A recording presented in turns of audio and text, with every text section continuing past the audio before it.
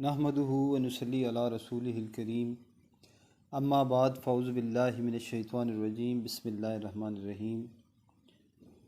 YouTube family, आप सुन रहे हैं मामून राइट्स। काइंडली मेरे चैनल को लाइक कीजिए और सब्सक्राइब कीजिए ताकि आइंदा आने वाली हर लेटेस्ट वीडियो आपको मौसूल हो सके। मेरे इस चैनल के बनाने का मकसद तारीख़ से आगाही है और अपनी तारीख़ में की गई जो गलतियां हैं गुज़िश्ता, उनसे सीखना है। तो चूँकि तारीख़ बहुत ज़्यादा वसी है, तारीख़ में मैंने सबसे पहले जिस टॉपिक को चूज़ किया है वो उस्मानी तुर्क हैं। जो उस्मानी सल्तनत कायम की गई उसकी बुनियाद है, उसके इक़्तिदार की नौइयत का जायज़ा लेंगे और उसके बरसर इक़्तिदार आने के असबाब क्या हैं। तो टाइम शॉर्ट है, शुरू करते हैं। सबसे पहले तो तारुफ़ में मैं ये कहूँगा कि वो सरज़मीन जो तकरीबन 600 साल तक इस्लामी सल्तनत का मरकज़ रही, हम आज उसे तुर्की के नाम से जानते हैं। तुर्की उस्मानियों के दौर खिलाफत में दौलत उस्मानिया कहलाती थी। तुर्की के दो हिस्से हैं, एक नातुलिया जो कि एशियाई हिस्सा है, दूसरा दोमिली जो कि यूरोपी हिस्सा है। इस तरह ये मुल्क एशिया और यूरोप दोनों में वाक़ होता है। एक ज़माना था ये सल्तनत 40,000 मुरबा मील के रकबे पर मुश्तमिल थी, मगर खिलाफत उस्मानिया के ज़वाल के बाद नातुलिया और दोमिली का जो इलाका है वो तुर्कों का तरका रह गया। 13वीं सदी के अवाखिर में सल्जूकी सल्तनत ख़त्म हुई और अनातोलिया मुख्तलिफ़ छोटी छोटी रियासतों में तकसीम हो गया। इसमें से एक सगूत की रियासत थी जहाँ इसी नाम का एक कबीला रिहाइश पजीर था। इस रियासत के बानी का नाम और कबीले के सरदार का नाम अर्तुगरुल था।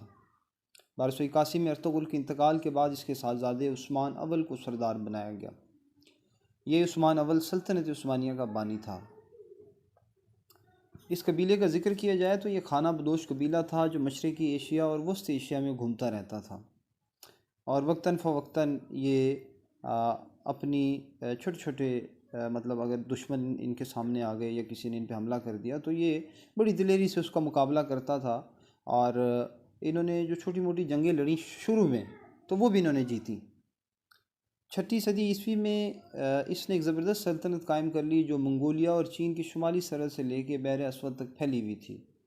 इस सल्तनत के बानी का नाम चीनी तारीख़ों में यमन और तुर्की कुतुबों में बमन दर्ज है। ये जो यमन या बमन थे ये 552 में मर गए। इसके भाई ने मगरब में फतवात हासिल की। दोनों भाई अलग अलग हुकूमतों पर हुक्मरान थे। अली चीनी इन हुकूमतों को शुमाली तुर्कों की सल्तनत और मगरबी तुर्कों की सल्तनत कहते थे। पहली सदी हिजरी में इन दोनों हुकूमतों को सल्तनत चीन की अतात कबूल करनी पड़ी, लेकिन सन 63 में शुमाली तुर्कों ने चीन की सरबराही जो थी उससे आज़ादी हासिल कर ली और अपनी खुद मुख्तारी हासिल कर ली। एक आज़ाद कौम के तौर पर ये सामने आए। अब तुर्कों और अरबों के ताल्लुकात की अगर बात की जाए तो पहली सदी हिजरी में वलीद अव्वल के ओहदे खिलाफत से शुरू हुए थे इनके ताल्लुकात। इस ओहद में कुतबा बिन मुस्लिम ने बुखारा, समरकंद, ख्वारज़म, फ़रगाना, ताशकंद और काशगर कि तुर्की इलाके फ़तह करके वहाँ इस्लामी हुकूमत कायम कर ली, लेकिन इन फतवात का असर तुर्कों के कबूल इस्लाम पर बहुत कम पड़ा। अब यहाँ पे एक बहुत ही ज़बरदस्त किस्म का वाक़या है। वो वाक़या कुछ यूँ है कि यहाँ पे मशहूर हो गया था, मतलब जब कुतबा वहाँ पहुँचे समरकंद में, तो वहाँ एक बात मशहूर थी कि इससे बहुत से मतलब यहाँ बहुत सारे बुत खाने थे जिनकी निस्बत आम थी कि अगर कोई शख्स इनकी बेअदबी करता है तो वो हलाक हो जाता है। कुतबा ने अल्लाह का नाम लिया और इन बुत खानों को आग लगा दी, मगर इस पर आँच तक ना आई। ये देख कर वहाँ के लोगों ने बहुत ज़्यादा इससे मुतासर हुए और इस्लाम कबूल करने लग गए। उसके बाद चंद मशहूर वाक़यात की तरफ अगर हम चलें तो जो पहला मार्का है, असल में ये जो कबीला था 420 घरानों पर मुश्तमिल था और सुल्तान अलाउद्दीन के ज़ेर साया पनाह लेने के लिए ये तख्त कूनिया की तरफ जा रहा था। रास्ते में अंगूरा के करीब अर्तुगरुल ने देखा कि यहाँ पे दो कौमें आपस में मसरूफ़ जंग हैं। तो अर्तुगरुल किसी भी फ़रीक से वाकिफ़ ना थे, लेकिन उन्होंने देखा कि इसमें एक जो कबीला है वो तादाद के लिहाज से बहुत कमज़ोर है और दूसरा कवि है। तो अपने सवारों को मुख्तसर दस्ता के साथ जिनकी मजमूई तादाद लगभग 444 थी, इन्होंने कमज़ोर फरीक की हमायत के लिए बढ़ा दिया और इस जानबाजी से हमला किया कि जो कवि कबीला था वो हार के भाग पड़ा। फ़तह हासिल करने के बाद उसे मालूम हुआ कि जिस फरीक को इसने यूँ बर वक्त मदद दी थी वो सुल्तान अलाउद्दीन सुल्जूकी की फ़ौज थी, जिसे तातारियों की एक बड़ी फ़ौज ने घेर रखा था। अर्तुगरुल के इस कारनामे के सिले में सुल्तान अलाउद्दीन ने इसे सफ़वत का ज़रखेज़ इलाका जो था, जो दरियाए सुकारिया की बाई जानिब बाज़ंतीनी सरहद के करीब वाक़या था, जागीर में अता किया और सफ़ूत का शहर भी इसे दे दिया। इस इलाके में अर्तुगरुल और इसके साथियों ने, जो खुरासान और अर्मीनिया से आए थे, बदोबाश इख्तियार की। अलाउद्दीन ने अर्तुगरुल को इस जागीर का सिपहसालार भी मुकर्रर कर दिया। चूँकि अर्तुगरुल की जागीर जो है वो बाज़ंतीनी सरहद से मुत्तसिल वाक़ थी, इसलिए बाज़ंतीनी किलादारों से अक्सर जंग की नौबत आती रहती थी, लेकिन अर्तुगरुल बड़ी बहादुरी के साथ इनका मुकाबला करते थे और इन्होंने अपनी शुजाअत का सिक्का बिठा दिया था। इस फतवात का ये असर हुआ कि बहुत से तुर्की कबायली शाह कूचक में जो पहले आबाद थे, इसके साथ शामिल होते गए और इसकी फ़ौज को क़ुव्वत देते रहे। सुल्तान अलाउद्दीन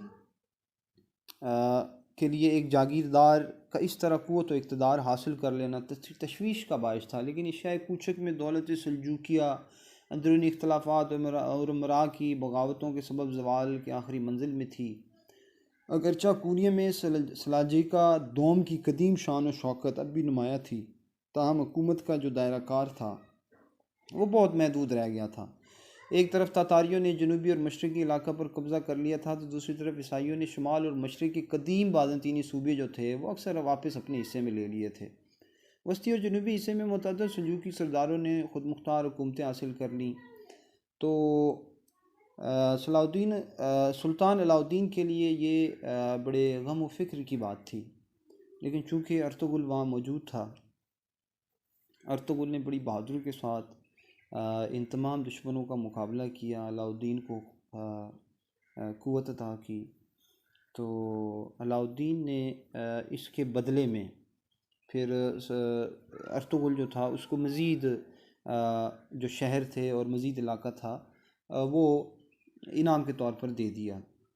इस तरह अर्तुगरुल जो थे वो मज़ीद क़ुव्वत में आ गए और जो अर्तुगरुल थे वो अपनी जंगों में हलाल सुल्तान, जो अलाउद्दीन का अलम का निशान था, उसको इस्तेमाल करते थे। अर्तुगरुल ने नायब की हैसियत से इसी निशान को इख्तियार किया और यही निशान आज तक तुर्कों की अज़मत का कौमी निशान है। इस तरह अर्तुगरुल ने दौलत उस्मानिया की संग बुनियाद रखा, लेकिन वो आखिरी दम तक सुल्तान कूनिया का वफ़ादार और जागीरदार रहा।